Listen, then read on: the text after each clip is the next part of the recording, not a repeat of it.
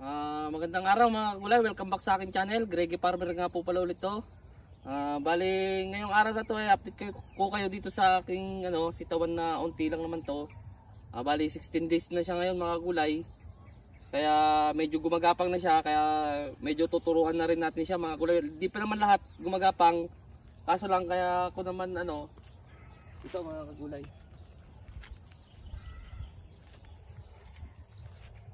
Katulad nito mga kagulay, papakita ko sa inyo. Kailangan natin siyang turuan kasi nagkukumpulan siya dito mga kagulay. Ayan, nagkukumpulan siya, kaya ito tatanggalin natin tong isa. Yan, tatanggalin natin tong isa. Kaya nga diamond trellis tong natin dito naman sa kabila yan, isa ka mga kagulay, para hindi sila magkumpulan. Yun din yung silbi niyang diamond trellis, kumbaga maraming gapangan. Katulad ng mga to mga kagulay, Kaya kailangan natin siyang bantayan din kasi pumupunta siya doon. Pangit naman to kapag hindi mo hinayaan mo lang pupunta doon, pangit siyang tingnan mga kagulay. Kumbaga kapag kumapal siya, maano tingnan dito sa niya mga kagulay. Kaya ito, tuturuan lang natin pag ganito mga kagulay. Ayan. Halos araw-araw gaganituin mga kagulay hanggang sa gumapang na sila lahat, para hindi naglalaylayan mga kagulay. Katulad nito. Ayan. Yan mga kagulay ang ginagawa lang dito. Umaga katulad nito. Ito mga kagulay, nagkumpulan na naman kasi sa isang ito, pupunta na natin dito sa kabila. Yan. Kasi itong niya mga kagulay, magsasanga pa yan. Yan, kumbaga magiging talbos pa yan, magsasanga hanggang Kaya hindi dapat pwedeng magkumpulan dito mga kagulay. Ganyan lang ginagawa ko dito sa sitawan. Kahit yun, makikita nyo mga kagulay, nag-anuan siya. Mamaya pag nandun na tayo, iaayos din natin mga kagulay. Dali lang naman, kasi hindi naman siya yung mahirap gawin mga kagulay. Katulad nito. Ayan. Ganyan din natin. Ulitin ko mga kagulay, 16 days na to ngayon. Itong ating sitaw. Tulad nito, dito na siya mga kagulay. Para yung magiging talbos niya dito, magiging sanga niya dito naman siya. Pag ganun. Katulad na ito, yan hindi siya hindi siya kumbaga lalaylay yan. Kaya kailangan natin ipulupot. Yan. Pupulupot natin siya mga kagulay para maturuan siya. Yan. Tapos papunta doon hanggang dyan sa taas mga kagulay. Yan lang ang ginagawa ko dito sa sitawan. Wala pa naman kasi akong tanim na na talong. Kumbaga ito pa lang yung tataniman ko ng talong mga kagulay, hindi pa siya napupulverize. Makikita nyo, ipupulverize din yan mga kagulay kapag malapit ng kumbaga hinahayaan ko pa lang siya dyan na maarawan, tapos maulanan, maulanan, para yung nabungkal naman siya, nakasingaw na yung mga kung anong nandyan man mga kagulay. Yan lang ang ginagawa ko mga kagulay. Ngayon, natuto rin naman yung iba, pero yung iba natuto sila, pero yung iba hindi. Nagsasama-sama sila mga kagulay. Ayan. Pero dahan-dahan mga kagulay kasi malambot yung niya, nababali kapag binibigla. Ayan siya. Ayan, ito patungo dito. Tapos iikot na naman doon. Ito patungo dyan. Naman yan doon mga kagulay. Ganyan lang yung ginagawa ko dito sa sitawan mga kagulay. Ang lalaga na tayo dito mga kagulay. Katulad nito, yung talbos lang niyang tignan nyo yan mga kagulay, kapag yan, lalaylay yan na ganun. Kaya kailangan talaga natin i-guide itong ating sitaw. Yan. Ayan, i-guide natin. Ayan siya. Ayan.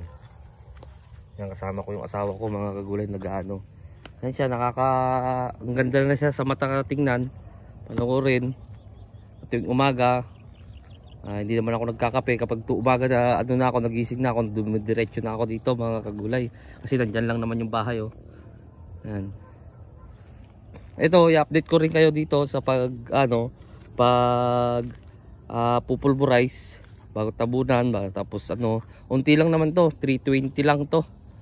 320. ang magkakasya, kaso yung ano, yung seedling ko na ano ko doon ay dalawang tray lang, 128 plus 128, ilan lang yun mga kagulay, 256 lang mga kagulay, kulang siya kung tutuusin. Ayan siya, sinubukan ko siyang pulverisin kagahapon, yan oh. Maganda na yung ano niya, tatabunan na lang, hindi pa nga lang tapos mga kagulay. Kumbaga inuunti-unti ko habang maliliit pa lang yung ano, yung ating punla na talong. Tapos nandito naman yung ano, yung isang plat na hindi pa nga tapos yung mga trelisan dito mga kagulay sa ano, pepino. Ito naman yung pepino natin mga kagulay, matataba siya.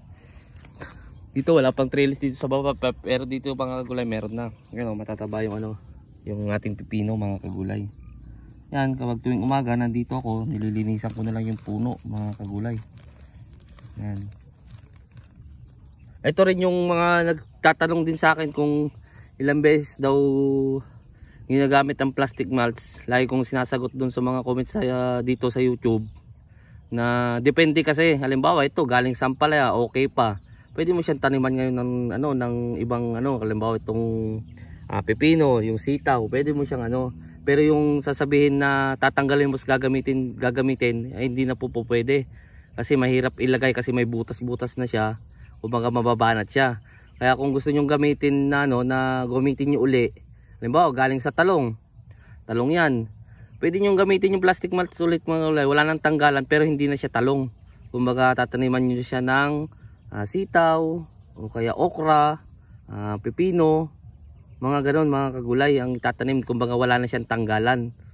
Kaya dun sa mga nagtatanong kung ilang beses, depende po dun sa isusunod nyo na itatanim. Halimbawa galing kayo sa talong, ang talong, kapag galing ka sa talong mga kagulay, kailangan mo ulit bungkalin kapag talong ulit ang itatanim mo. Kaya yung ginamit mo na no na plastic mulch, kung halimbawa 7 months lang ang tinagal ng talong mo, kaya 5 months, talagang tanggal na totally yung mga kagulay. Kasi halimbawa yan, ito halimbawa kahit sabihin natin walang butas dito, ito wala, itong ganito lang. Kasi kapag tinanggal yan mga kagulay, ito in-install mo ulit, mahirapan ka mga kagulay, mahirapan kayo. Kaya ang ginagawa ko na lang ganito, yung pananggalingan ng ampalaya, para nasasayangan naman ako, para hindi na ako gumastos, hindi ko na siya binungkal. Yun nga, tinaniman ko na lang siya ng ibang klase ng gulay katulad nito, itong pepino. Tapos 'di ba galing to sa ampalaya, ito may 'di ba may 3 meters o kaya 2 meters na ano na daanan o kumbaga tabla na tinatawag nila. Ang ginawa ko naman na pinabungkal ko, tapos lalagyan ko nga ng plastic mulch, kumbaga land prep ko, tapos tataniman ko siya ng talong para hindi siya masayang. Ganoon na lang ginagawa ko mga kagulay. Yan, yun yung mga tips na maaari kong ituro sa inyo mga kagulay. Kasi laging nagtatanong na gano'n, ilang beses ba boss gamitin yung plastic mulch? Ano ba? Siyempre kapag talong mga kagulay, kailangan nyo kasi kapag talong ulit ang itatanim nyo, kailangan nyo bungkalin ulit mga kagulay. Kasi kung ano man yung nandun na mga bakterya, tapos may magsasabi, ba't yan boss? Galing naman yan sa ano. Okay lang naman yung mga kagulay kasi sitaw lang naman to. Tingnan nyo, maganda nga ang tubo ng sitaw ko kahit galing to sa ampalaya. Ayan. Ano, tapos yung gitna niya, yun yung tataniman ko ng talong para hindi masayang. Kasi ito, ang talong kailangan din naman maarawan. Kaya ito, sitaw dyan, maarawan talaga to mga kagulay.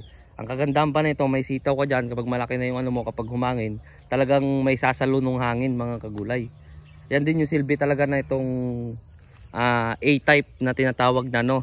Kasi kahit humangin ng malakas yan, kapag halimbawa papa dito, eto may nakaharang, kaya hindi mo basta-basta matutumba ng hangin nito mga kagulay. Yan ang kagandahan din ng A-type na tinatawag na balag sa sitaw. So galayin pa natin dito mga kagulay. Yan. Nakakatuwang tingnan mga kagulay oh. So hanggang dito na lang ako mga kagulay. Kumbaga in-update ko lang kayo dito sa ganap dito sa aking sitawan, sa aking ano, tataniman ng unting talong. Mga 200 plus lang kasi yun lang ang naano doon sa ano, sa punla. Sa bago pa lang sa munting channel ko, huwag niyo kalimutang mag-subscribe. Click nyo na rin po yung notification bell para updated kayo lagi sa gagawin kong video tungkol dito sa paunti-unti munang tanim ko. hintay-hintay lang kayo ng November. Makakakita kayo, makakapanood kayo ng maramihan na tanim na talong. Tsaka huwag nyo na rin po kalimutan na bisitahin yung Facebook ko. Gumagawa rin po ako nag-upload din ako doon ng mga video. Gumagawa rin ako doon ng mga reels. Greg Bueno lang po. Yung profile niya ay talong na naka-plastic mulch po. Maraming salamat po sa inyong lahat, sa mga sumusuporta sa akin, sa dadating pang susuporta sa akin. God bless po sa ating lahat.